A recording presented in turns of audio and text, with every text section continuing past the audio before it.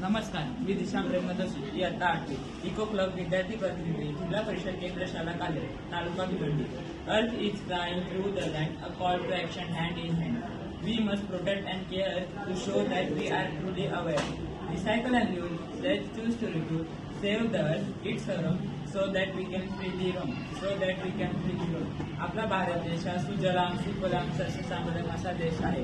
अशा सुंदर आणि सौभाग्यशाली भारतामध्ये प्लास्टिकच्या अतिवापरामुळे विद्युत्ता आली आहे. सारे जास्त अच्छा हिंदुस्थान हमारा, जसे आपण नेहमी अभिमानाने म्हणत असतो.